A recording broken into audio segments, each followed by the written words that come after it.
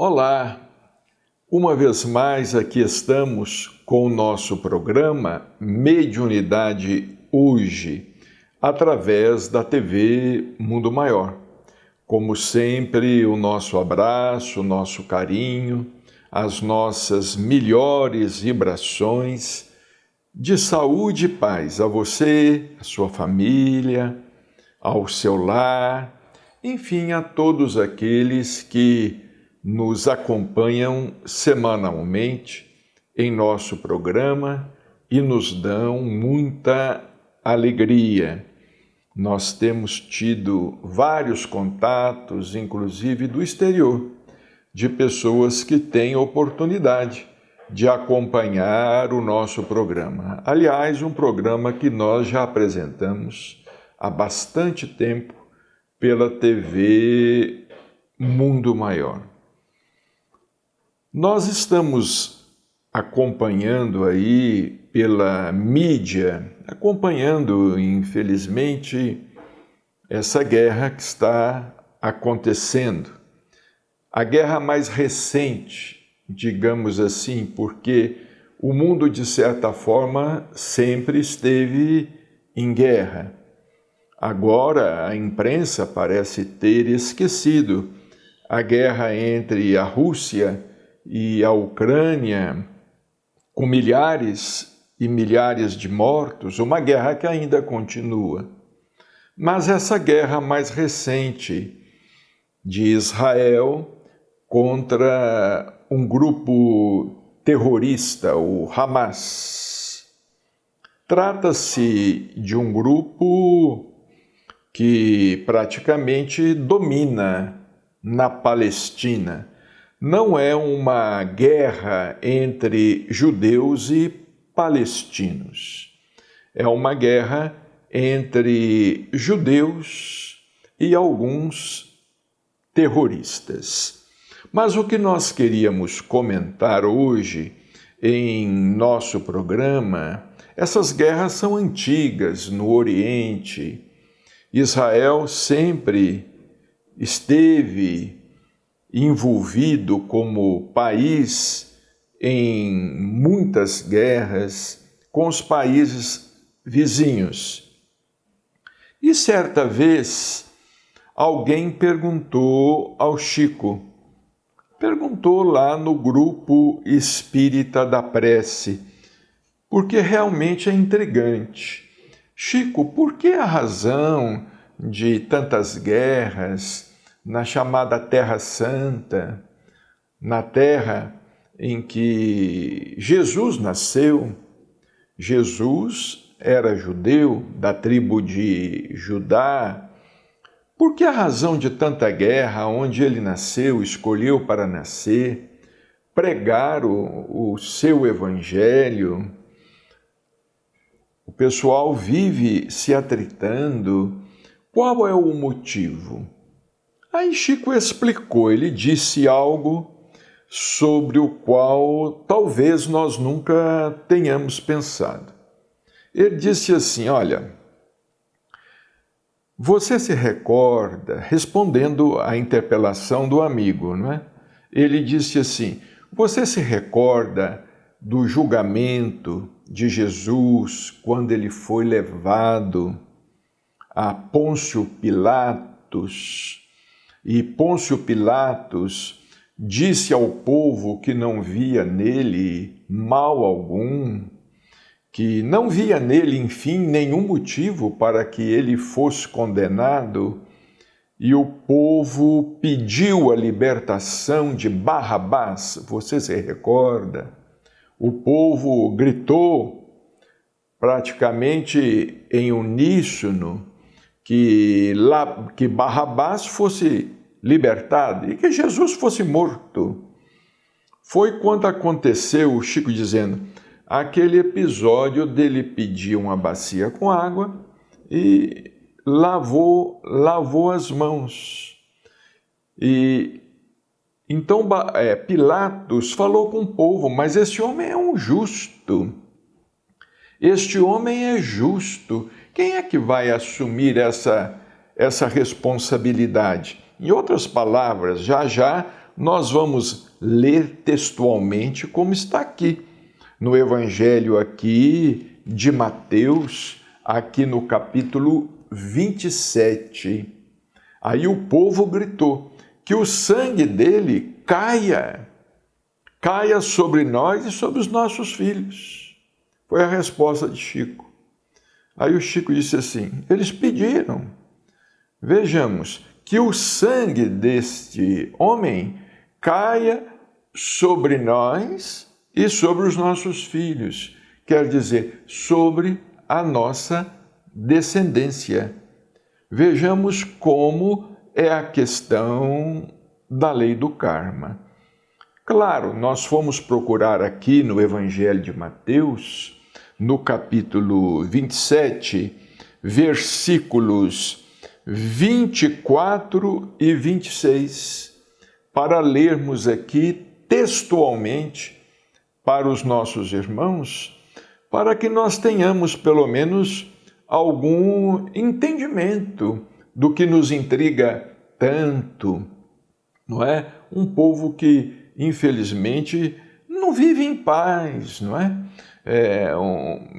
Vive sempre em clima ali de atrito e de guerra. Vejamos bem, são 5 dias da guerra, já mais de 2.000 mortos, e cerca de 4.000, estima-se, cerca de 4.000 sequestrados, crianças, idosos. Mas está escrito aqui no Evangelho de Mateus, vendo Pilatos que nada conseguia, quer dizer, ele tentou libertar Jesus. A verdade é que Pilatos tentou libertar Jesus. Vendo Pilatos que nada conseguia, antes, pelo contrário, aumentava o tumulto, mandando vir água, lavou as mãos perante o povo, dizendo, estou inocente do sangue deste justo. Fique o caso convosco. Ele disse assim, fique o caso convosco. Eu não tenho nada, vocês estão querendo, é judeu, vocês são judeus, fique o caso convosco. E o povo todo respondeu, textualmente está aqui, caia sobre nós o seu sangue e sobre nossos filhos. É muito sério, isso foi pedido à lei. Caia sobre nós o seu sangue e sobre nossos filhos. Então Pilatos lhe soltou Barrabás e, após haver açoitado a Jesus, entregou para ser crucificado. Então eu me recordo bem deste episódio. Nós estávamos lá no grupo Espírita da Prece, isso há muitos anos atrás. Estava havendo lá um conflito armado, não é? Uma guerra, um conflito armado. Eu não sei se era com a Cisjordânia, eu não sei se era com o Egito, mas estava havendo uma guerra. E esse nosso amigo perguntou, Chico, mas na chamada Terra Santa, qual é a razão, qual é o motivo? E Chico, com a sua sabedoria e com a assistência dos espíritos superiores, ele nos deu aqui um caminho para entender o que está acontecendo, e só Deus sabe até quando vai acontecer.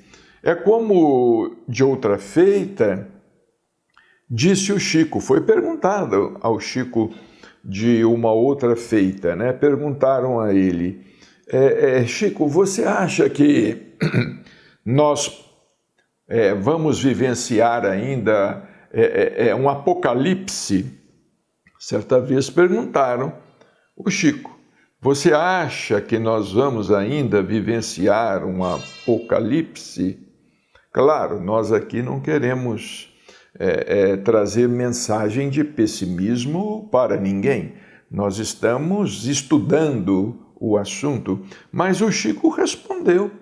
A época ele respondeu, ele disse assim, olha, infelizmente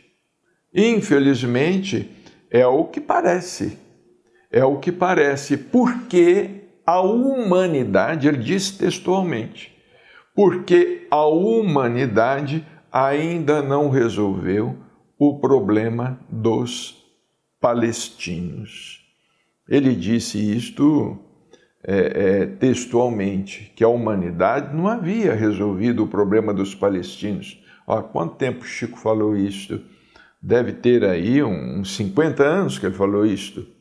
Mais ou menos, uns 40 e poucos, 50 anos. Só que Chico desencarnou, tem 2002, 21 anos. Só que ele desencarnou, passou para o mundo espiritual.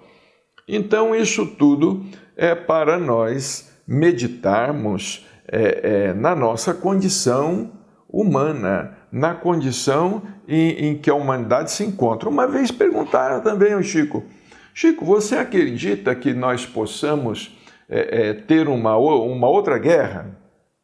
Uma outra guerra? A pessoa estava querendo dizer uma terceira guerra mundial.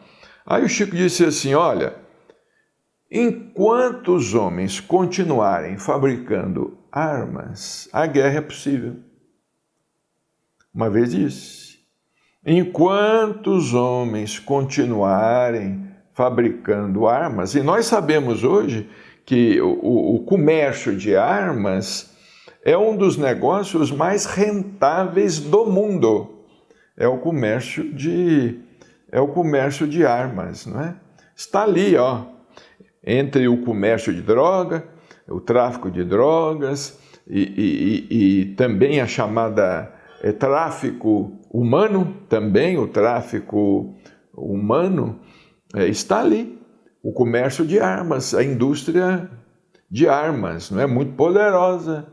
Então o Chico, olha, enquanto continuar fabricando armas, ninguém fabrica arma para a paz, né?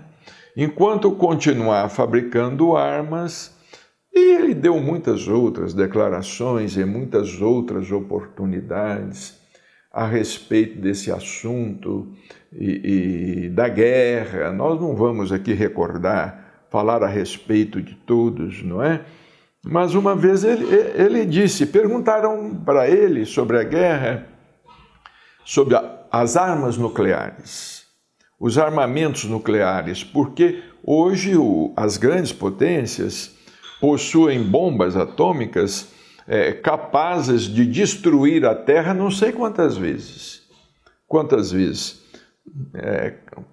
As potências, as grandes potências, os Estados Unidos da América, creio que a China, a Rússia, possuem armamentos atômicos que podem destruir a Terra mais de uma vez. Sendo que basta destruir uma vez, né? Mas possuem armamentos capazes de destruir a Terra mais de uma vez. Então perguntaram a ele sobre esses armamentos atômicos que podem destruir a Terra. Ele disse assim, olha, se os homens destruírem o mundo, destruírem a Terra, o Senhor vai nos dar outro. O Senhor nos dará outro mundo, para que nós possamos continuar vivendo, porque a morte não existe. O Senhor nos dará um outro mundo, não vai ser o fim, não é? Pode ser o fim da vida na Terra, mas ele nos disse assim, o Senhor nos dará outro mundo, porque de fato há muitas moradas na casa do Pai. Mas para nós não ficarmos aqui apenas falando sobre guerra, que não deixa de ser um assunto que nos deixa assim muito apreensivos, vamos novamente recorrer aqui ao Evangelho de Chico Xavier, editado pela Didier, de Votuporanga. Este livro é de nossa autoria. Ele foi editado, cremos aqui, segundo o prefácio, no ano de 2000. Chico ainda estava encarnado quando esse livro surgiu. O Chico estava completando 90 anos. Foi no dia 2 de abril de 2000, a data do prefácio. E Chico nos fala que, interessante, ele nos dá vários depoimentos aqui, e ele nos disse assim: até hoje tenho lutado para ser melhor médium.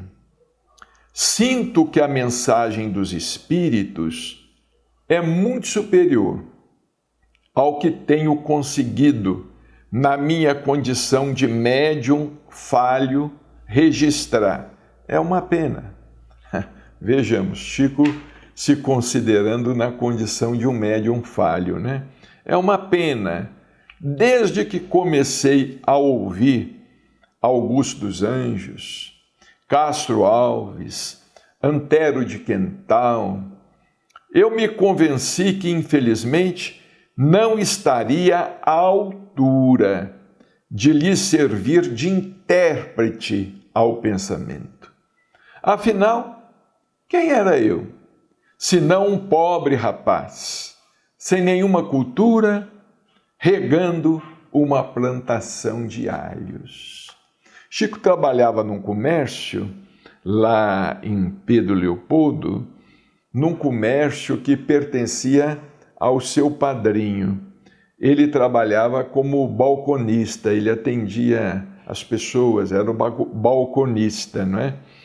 E ele falava que a tristeza dele era ter que servir cachaça para as pessoas, porque naqueles tempos, né, as pessoas chegavam nos armazéns, nas vendas, né, eram nas chamadas vendas, né? Nas chamadas vendas, e pediam: me dá uma dose aí de cachaça aí, um rabo de galo, não é? Rabo de galo era pinga, acho que misturada com conhaque. Eu também trabalhei em venda e sei como era. Me dá aí uma dose, coloca meio copo de cachaça. E o Chico falava assim: olha, a minha tristeza era ter que carregar o pessoal que caía lá, de bêbado. Vejamos o Chico, né? Ele tendo que atender o balcão, e às vezes a pessoa começava a beber, ficava bêbada, caía, e ele tinha que carregar a pessoa. E nessa mercearia, o seu padrinho, ele tinha uma plantação de alhos, porque lá em Pedro Leopoldo, a época de Chico, a agricultura do alho era forte. Era forte assim, a terra era boa para o alho, né? Então se plantava muito alho. E o seu padrinho, ele tinha uma plantação de alhos. E era tarefa do Chico, ali à tardezinha, quase ao fim do expediente, ir lá regar a plantação de alhos. E ele conta que naquele momento que ele estava ali regando a plantação de alhos, que às vezes Augusto dos Anjos aparecia. Ele tinha a oportunidade de ver o grande poeta, né? Que, aliás, só deixou um livro escrito, né? Intitulado Eu, mas que é uma obra-prima, né? Augusto dos Anjos aparecia e dizia o Chico que começava a ditar aqueles sonetos maravilhosos, falando de mundos, de sóis, de galáxias, de nebulosas. E ele falava assim: eu era um garoto que estava regando uma plantação de alhos. Aí o Chico certa vez nos disse assim: o que ele ditava era muito mais bonito e muito mais profundo do que eu conseguia registrar no papel. Mas ele dizia para mim: não, a sua cabeça não dá para mais, vai assim mesmo, fica desse jeito, tá bom assim mesmo, desse jeito mesmo. O Chico contava e sorria, ficava alegre, contando que Augusto dos Anjos falava com ele: não, tá muito bom, sua cabeça não dá para mais. Porque diz ele que Augusto dos Anjos vinha e falava sobre os mundos, as estrelas, o universo, numa linguagem muito bonita, muito rebuscada, mas ele não conseguia, segundo ele, né? Ele não conseguia captar tudo. E foi assim que as poesias foram nascendo, as poesias do Parnaso de Além-Túmulo, não é? Que foi o primeiro livro da Lavra Mediúnica de Chico, publicado pela Federação Espírita Brasileira em 1932. 1932. Chico estava com 21, 22 anos de idade, era realmente um rapaz, um jovem, né? Então ele falando aqui, quem era eu senão um pobre rapaz, sem nenhuma cultura, regando uma plantação de alhos. Mas foi através dele que os espíritos vieram, como se fosse uma nova festa de Pentecoste, não é? Que os espíritos vieram e escreveram tanto. Hoje, mais de 500 livros. Vieram os poetas, vieram os literatos, os membros da Academia Brasileira de Letras, que já haviam desencarnado, como é o caso, por exemplo, de Humberto Campos, né? O próprio Humberto Campos, e vieram outros espíritos do naipe de Emmanuel, o grande evangelizador. Emmanuel, Padre Manuel da Nóbrega, considerado o primeiro escritor do Brasil. Pouca gente sabe. Pouca gente sabe que o Padre Manuel da Nóbrega, o nosso Emmanuel, ele foi o primeiro escritor do Brasil. E pouca gente sabe o envolvimento espiritual que o Padre Manuel da Nóbrega tem com o Brasil e continua tendo até hoje como Emmanuel. Porque o Padre Manuel da Nóbrega, ele participou nada mais e nada menos que a fundação de São Paulo, fundação do Rio de Janeiro e fundação de Salvador. Vejamos a importância desse padre jesuíta, não é? Que, a semelhança de Paulo de Tarso, veio ao Brasil se dedicar aos gentios, porque o Padre Manuel da Nóbrega, ele veio ao Brasil para evangelizar os índios, evangelizar os indígenas, os gentios, não é? E também daí a ligação de Emmanuel, Padre Manuel da Nóbrega, com o grande doutor Paulo de Tarso, o doutor Saulo de Tarso, depois Paulo de Tarso, né? E que escreveu, através de Chico Xavier, essa obra fantástica que é Paulo e Estevão.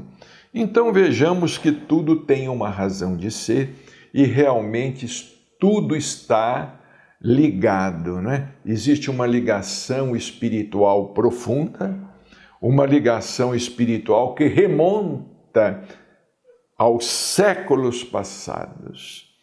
Bem, o nosso programa está chegando ao seu término. Muita paz e até o nosso próximo encontro.